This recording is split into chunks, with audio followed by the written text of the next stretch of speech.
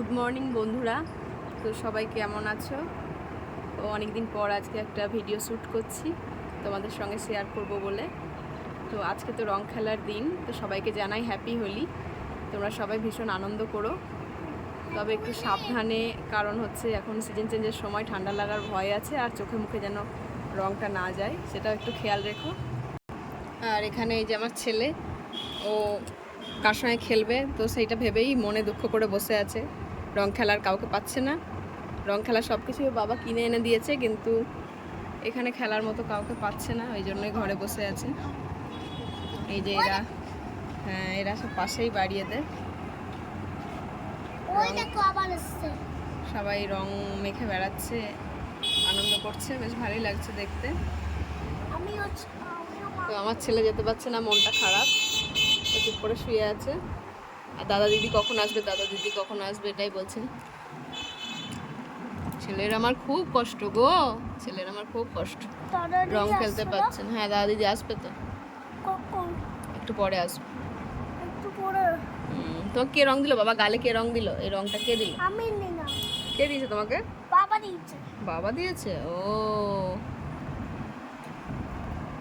তো রং খেলা তো খুবই ভালো জিনিস, বছরে একটা দিন রঙের উৎসব।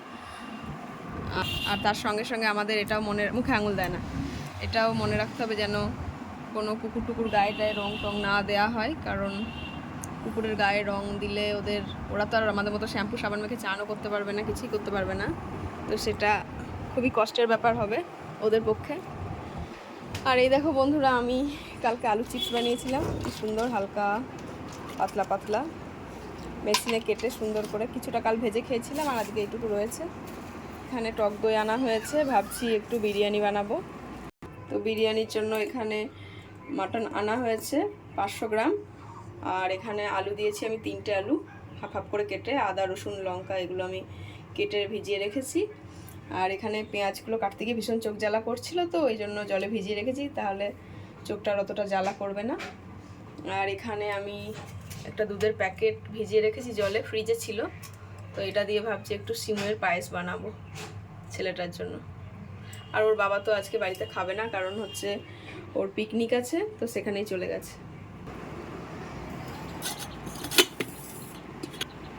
এই যে সিমুই না সিমাই, যাই হোক সিমাই, ওই সিমাইটা ভালো করে ঘি দিয়ে ভেজে তারপর আমি এটাকে পায়েস বানাবো ছেলের জন্য। আর এখানে তো সেই অনুষ্ঠান হয়েছিল, এখনও প্যান্ডেলগুলো খোলা হয়নি, সেভাবেই আছে। আর এখানে ছেলে বসে আছে একা একা, দাদা দিদির অপেক্ষায় কখন আসবে। আর ওর বাবা ছানার কেক এনে দিয়েছে, এমনি কেক খুব একটা খাওয়ায় না, তো এটা নিয়েই বসে আছে। তো ঠিক আছে বন্ধুরা, আবার আমি রান্না বান্না করি, তারপরে আবার আসছি।